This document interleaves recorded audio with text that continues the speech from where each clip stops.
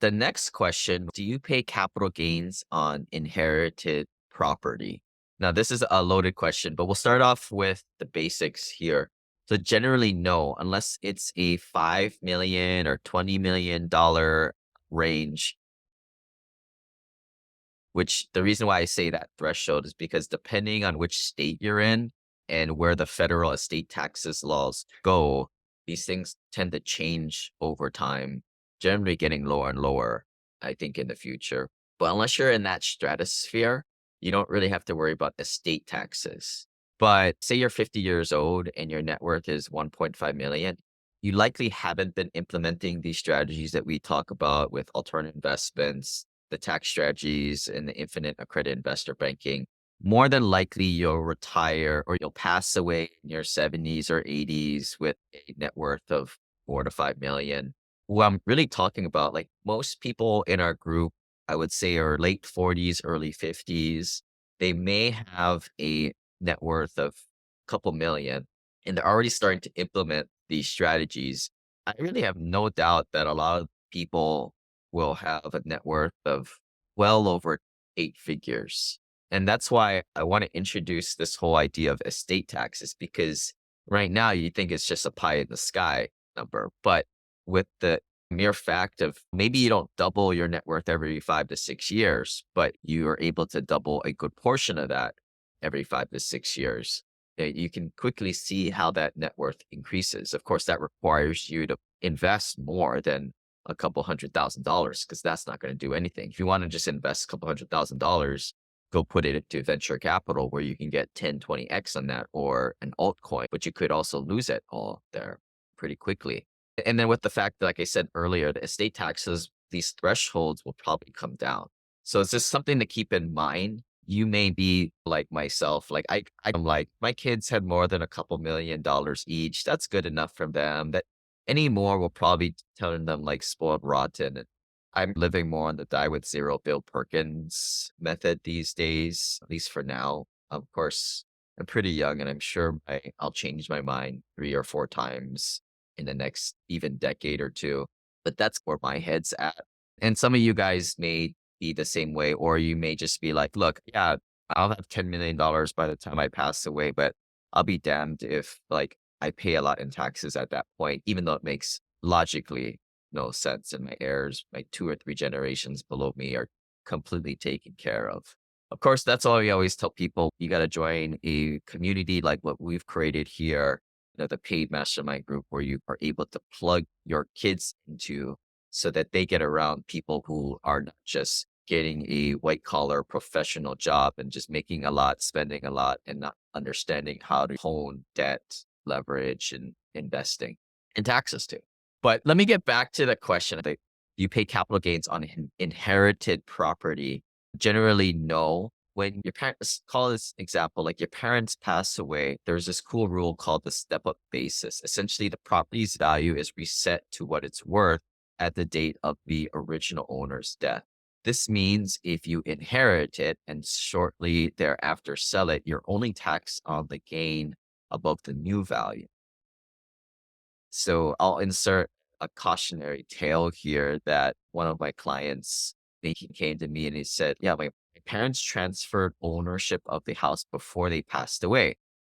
At the time, logically, it was like they know they're going to kick the bucket soon, so they just wanted to get this all settled before they went. But ooh, that was a big mistake because that house had shot up from value from $50,000 way back in like the 90s. This was in California, a little apartment complex, and it was like a whopping $1 million+ over years. I think it was maybe a couple $1 million. So huge capital gain of over $2 million. Again, this is like a big whoops because they transferred it before death. He missed out on the step up basis and he had to pay capital gains on the entire amount.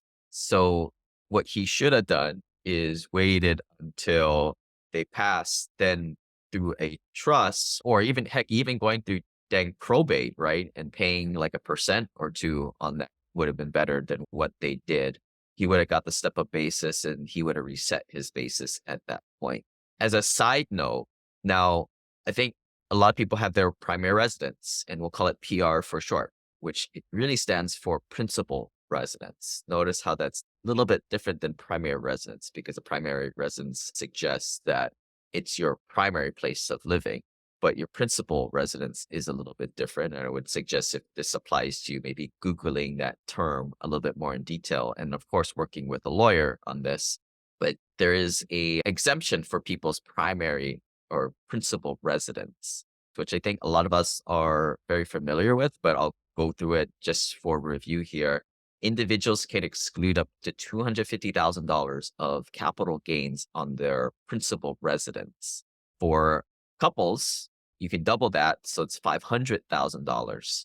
So if the home has appreciated, selling it could be that tax-free way of harnessing some of those gains. And this is really one of the only ways you can outright extinguish a significant six-figure amount of taxes. A lot of the strategies out there are merely deferring, which if you defer things 5, 10 years, that's a huge win in itself. Obviously, we try to defer things for longer than that. But this home sale exemption really is like the one thing out there that it's not a deferral, it's essentially a wipe out of taxes up until that $500,000 limit for couples. Why am I bringing this up? A lot of people tend to forget about this and they might have bought their house at $500,000 a decade ago and the dang thing has appreciated to well over $1 million or close to that. So they're reaching up to that $500,000 limit. Take notice, and maybe this is you out there. It may make sense to sell the property now and to move into a new place, whether bigger, smaller, same size, doesn't matter. But basically resetting your allotment for the next principal residence to get that next $500,000 gain. Because as soon as, like in an example, you bought the property for 500, now it's 1 million. Say you live in the house for a few more years and it goes out to 1.1 million. That $500,000 from the 500,000 to 1 million it's within that $500,000 allotment. But the delta $100,000, which you would have to pay capital gains tax on, is it worth not sheltering some of you guys like 40, 50 grand on that $100,000 right there? So I say that, and I know what people are thinking, right? Oh, it's a pain and hassle. If I've been living in somewhere for more than 5, 10 years, then I got all my stuff here, right? It's a pain in the butt. My kids are in this school. Although that's never an excuse if you can always rent and actually live in a better neighborhood to get them into a better school district. I think that point is negated with that. A lot of what we teach is very alternative thinking, but it makes sense if you really get down to it. This is definitely one of them too, where maybe it may make sense to rent and dump out all that equity in your house and also resetting your ceiling on your $500,000 principal residence exemption there. I would say for some of you guys who are above 2.5, $3 million, probably you're probably like, yeah, I'm fine. You're good. I'm going to sit put and whatever taxes I pay over my $500,000 allotment, it is what it is, but whatever quality of life. And I say, cool. That's a great, right? You're already on your path to that $4 or $5 million end game level. I ain't talking to you guys. What I'm talking about are the people below that $1.5 million mark. 'Cause you got to get moving in a way, pull the goalie in some ways. You've got to either sell the property and move into a similar size property, or maybe even bigger, but dump out the equity to invest it. Some of the people on the lower end of the net worth range, yeah, you need to pull the goalie and do what I did and actually, in a way, still do. I rent. And there's nothing to be ashamed of. It's not like you're not a responsible adult where you don't own your own house, but who really owns their own house, right? Like, I don't know. It depends on how the way you see life. The way I see it, you own nothing. We're just borrowing this timeline and life anyway. The bank really owns your house, really, right? When you have a mortgage, you can dump out all that equity and you could invest it to get to that 1.5, $2 million plus range. And then you can breathe a sigh of relief a little bit and do things a little bit differently. But that's the whole concept of the wealth elevator is there's different floors and a sense of urgency for different people on the time horizon. But that was something like, I guess personally, I was always like, I'm one of these people that delay gratifies forever. I've had the same lifestyle I've had for pretty much 5, 10 years ago. It's nothing special. I probably spend a fraction of what you guys spend away. I've got a pretty simple life. Part of that is like renting and having a housing expense less than $4,000 a month. And that's living in Hawaii. And that's, I think, the secret to success or financial freedom, especially when you're under a few $1 million net worth, is cranking your expenses as low as you can, as low as that you can accept, or maybe what your spouse can accept. I had this idea of specifically for the house to live in. Yeah, at some point it would nice to be living in a nice house, but unfortunately, here in Hawaii, unless you because housing prices are so expensive out here, like anything under $2 million is whatever. It's like a stepping stone house in a way. So I had this idea of, all right, let me just delay gratify. Maybe I turn into my 40s and 50s and then buy a really killer house, be $4 or $5 million then. But then I started to think, and this is where, you have an initial idea, but it's important not to hold on and grasp onto it. And this is where I started to realize, like I said, this $500,000 is this exemption is one of the only ways you not defer things, but extinguish that capital gain. And it's in a way, it's dumb not to take advantage of it. So I took that to heart. And the way I changed my strategy was I'm like, yeah, it'd be nice to just jump up to that really nice house. And when you do that, you expedite that there because you're able to take that equity and invest it as I have. But from a tax standpoint, using this principal resident exemption, it would make sense for me to buy a $1 million house and then when it appreciates to 1.5, sell it, buy another house. And then when that maybe that $1.4 million house goes up to 1.9, sell it. And then you use this kind of to stepstone my way. And then essentially not paying, going from $1 million house to a $5 million house, not paying any taxes. But you definitely go through a lot of brain damage in the process, a lot of paying the moving company 10 grand every single time, which that's who cares, right? That's insignificant amount of money in terms of saving taxes on this on each move. But yeah, spouse is probably gonna be super pissed at me. But hey, that's saving money, and sometimes that's just a money problem. I never bought one of those Louis Vuitton purses or had to buy one of those expensive things for a bride, but maybe I have to at that point. But hey, $500,000 at a savings rate of 40%.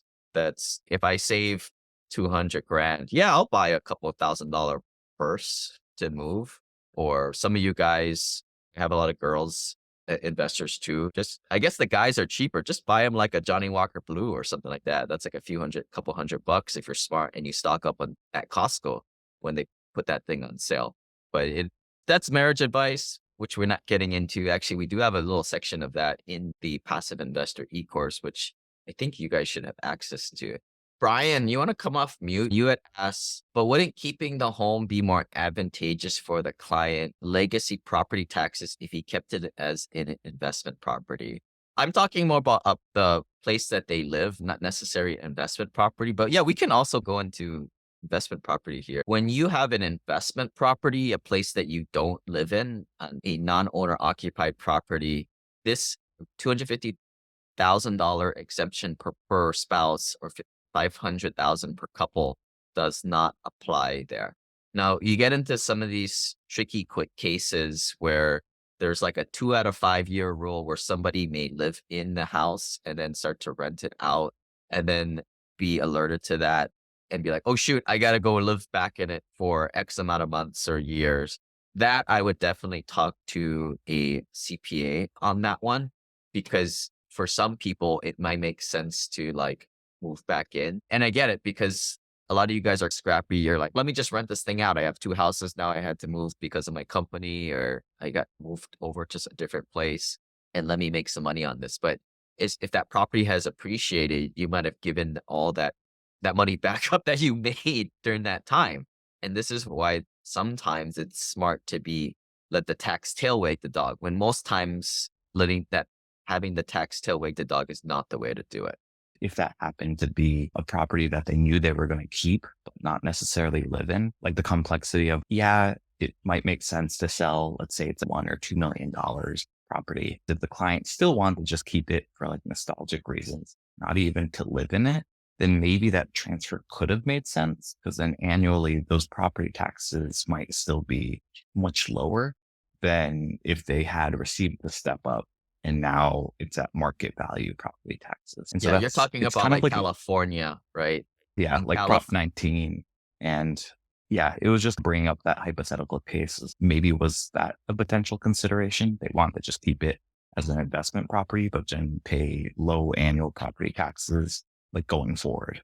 Yeah, a good discussion, right? So for people who are not aware, in California, and I bet a lot of more of these like blue states have these types of things where because prices have absolutely skyrocketed. Like I guess in my base case, right? Like the family they bought like a little apartment for 50 grand in the 80s or 90s, and it just absolutely like 20x'd from there, which typically happens in these like low cap primary markets like California.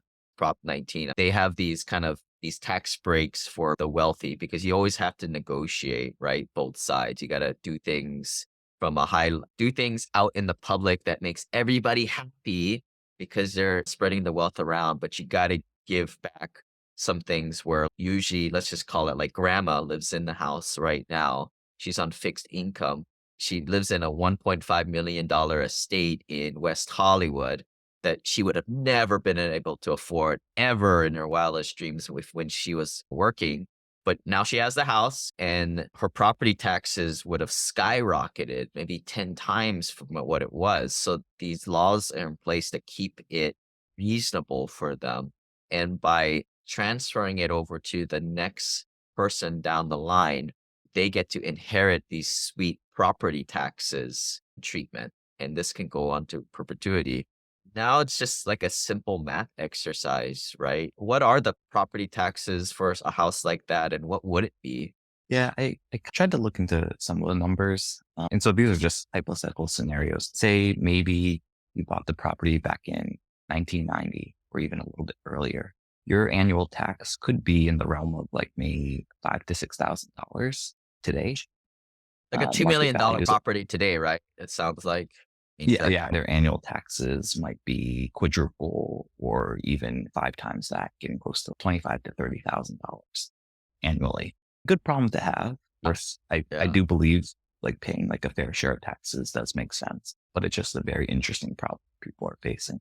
Yeah. So here's the method I would go about doing it. Take the delta between the two. Let's just call it, just assume it goes up 5x, right? From 3,000 to 15,000. Does that sound fair? So a delta of $12,000. What I would do is just divide that by, I don't know, call it a three cap. And I know this is residential real estate, but you can use the same commercial real estate formula to equate to how much money that costs. I guess you could do this every year and you could make a spreadsheet and like what's the crossover point. But I'm just going $12,000 divided by zero point zero 0.03. That might be $400,000 of value today, present value today. It's pie in the sky type of number, but the calculated set point or the neutral point, this is where you overlay like the wealth elevator type of method, which is like, who are you working with? And then who is the offspring? So if your offspring is like most people uneducated about finances and likely to just take that 1 million, $2 million of profit from the sale and go blow it on Ferraris and stupid stuff because they just are uneducated and not connected with people, then it's probably better to keep the house, right? This is why everybody asks, like, why IULs make sense. IULs are for people who are not adept at investing and for the mindless next generation to just keep it locked up in there and keep making a okay rate of return on it. But the whole question is, are you better than average? And most people who listen to a single financial podcast, you are already moving in that direction where you are. And you can, instead of driving the automatic transmission car, you have the ability to drive manual and get a lot better returns by selling the asset that way. That applies here in this case. But yeah, if I equate that to $400,000 at a 3 cap, then it seems like a lot of money, but what else could you have done with that money? If this family could have sold it and got $1 million or $2 million and invested that in something that got them 10%, that's 200 grand right there. I think that's a Yeah, no-brainer. that's a good point, Lane, and saying if they're worried that she will be pretty frivolous with the money, then yeah, of course, keep the property. That's the simple analysis right there. Is this a type 1 average person and the 99% of people out there? Or are they the 1% of people who have their head on their shoulders and actually read a financial book like The Wealth Elevator or anyone, right? Heck, even take Dave Ramsey. No, never mind. They're better off leaving it in the dang house with no leverage and having appreciation than doing the Dave Ramsey thing. That's the simple analysis there. But if you wanted to get more nitty gritty, you do this calculation and then see what they could have done with the liquidity. I'll give you another example. It sounds like that in your case, it's only one person, but typically there's three heirs, right? And they need to split $3 million. After that point, the dump out cash threshold per person has just gotten to a point where it's never going to change anybody's life. It's 400 grand per kid, and they've got their kids, and that's just going to get eaten up in like $50,000 chunks. Like it's going to pay for this kid's college for a year. It's going to pay for this car. It's just going to get blown. But hey, maybe that's what it's money for, right? If you follow that die with zero method, maybe it's better to get broken up into multiple chunks like that. But falls into the whole idea of if you're able to get your net worth over $4 to $5 million, it has a chance to keep going and grow with the next generation. But if you just have $1, $2 million, that thing's just going to fall on its face by the time third generation comes around and make them even more spoiled at that point. But yeah, that's typically there's multiple errors in this type of situation. And I think the elephant in the room that most people will see in this case, not when it's your own, right? When it's your own scenario, you totally disregard this. But the whole nostalgia thing that you mentioned, we lived in there. This was our first house that we bought when we were 20s, and we kept it as a rental for 7 years. And we might want to move back into it one of these days. But yeah, just calculate what you could be making on an annual basis. And then obviously that keeps growing. It's one of those hockey stick curves. Where would you be if you would have taken the money out and just invested at a base 10%, and how that would compound on you? At some point, yeah, I'd rather have a lifestyle where I get the $4 million than have a lifestyle where I peter out at $2 million and I have this house that I have an emotional connection to. It's all about decisions, right? And it's not a super hard calculation to do yourself, and that's where I leave people to their own devices. Hey, that's the decision. You want to get the $4 million and have this type of lifestyle, and or do you want to hold on to this house and have a sub $2 million net worth? Choice is yours. Life's about decisions and hard decisions. It does seem like Proposition 19 is doing what it was intended and making people really question the value of keeping that property. The only, I guess you could call it workaround, is if the intention was to live in that property. I think they give you like about a year to move in. And if you are actually the heir, then you'd have to show that your parents were also living in that property. So they couldn't have just been using it as an investment property before you moved in. I think there's like $1 million in value that's excluded in that step up. Nothing to say that they can't come back 5 years later and say, oh, yeah, we changed our mind on this. You're going to start to jack your property taxes up to normal in the next 5 years. And therefore, you're like, shoot, I should have just sold the dang thing 2020. And that's where you're at the whim of the government with something like that, which is, I think, why people tend to not like that stuff, because they have something to lose and they're squatting in their own house. They're stuck there.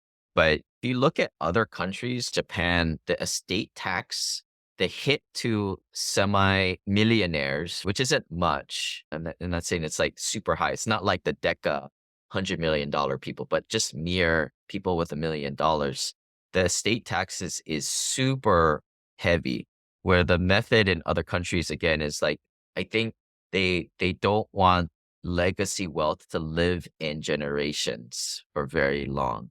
Where America, it's a lot less, maybe by a factor of 2 or 3. less penalizing, or it allows money to stay in generations longer. Maybe it comes down to in some of these other foreign countries, and I'm talking Japan specifically because I think there you have an estate tax of half your money is gone when you pass away, just straight up gone. Where here it's not as heavy. It's, yeah, like I said, like a factor of 2 or 3 less penalizing than that. But over Prop 19 is just holding that barricade from over flooding in that way. But eventually, the way the laws are, they're moving towards the direction of what the foreign countries are doing, which is it's just getting harder and harder. And it's the lower middle class getting worse and the richer. It's a separation of the rich and the poor, which we all know in other countries that this separation is way worse than America. And I've said it before. So when I started to invest, you could buy little rental properties for 90 grand that would rent for $1,000 a month. Now that same property is worth 140 and still rents for the same dang thing. It's this idea where just the affordability gap we all know, but from a investor standpoint, it's getting harder and harder to create alpha unless you're in a kind of a bigger player. And that's how the foreign countries are too, right? You look at the rent to value ratios in some of these foreign countries, like a 1% rent to value ratio is just non-existent. Properties are like 0.5% or worse. They look very similar to that of Hawaii and California. And that's probably the trend where this is going to be going. But yeah, I never liked the idea of just having one asset held by a family because you just create quarrel within the lower generations. I wrote a section about this in the book where the example was a beach house, right? The patriarch of the family, they value their generations, their kids, their grandkids to all get together in this beach house that they had. Maybe it's a few $1 million in Hawaii and they all the kids can gather in it because that was one of their family values was that they spend time together. And it's a great idea, and I'm all for that if there's some other way that you could create the same sense of value. But the problem with that is you burden the next generation with this huge burden of managing this stupid asset, freaking beach house that keeps breaking. And then it also becomes an asset where people start to fight over. Yeah, you can get pretty nifty with the time sharing it amongst your dozen cousins and their kids, but at some point, it just be like, who's the manager? Who's going to be responsible for this thing? Unless you have some type of good management structure where, all right, there's one uncle who is in charge of this thing that cleans this things up and pays all the bills, and he gets 10% of all the fake revenue that all the other cousins are using this asset. It just becomes a pain in the ass. Some point is just go and break this thing up and convert it to cash and just give it out to them and just say you can only use this for spending time with each other. Go to the local hotel and have a staycation together to get the same effect. And then the other thing is that's great for families with $5-10 million to have a $2 million beach house like that. But even in that one asset is a huge concentration of the family's wealth. And I've said it before, you don't want to have more than 5% of your net worth into any one specific asset. Funds are a little bit different because they're diversified. As you can see, having a $2 million beach house and a $10 million estate, that is 20% of the estate right there. And that makes me feel uncomfortable, especially when you may have uneducated heirs managing this estate. All they got to do is mess up 5 times at 20% of the estate, and the estate's gone at that point. So this is where when you get to that scale and you don't trust this is where IULs come into play because you're not going to make a whole lot, but it's really hard to F that thing up. And that's the tool in the toolbox for that specific case. But if you're alive out there, you guys likely can do better than that type of product. Anyway, I think we beat that one to death. Good conversation. Sometimes it gets lonely on these office hours when you guys just type in your questions like that.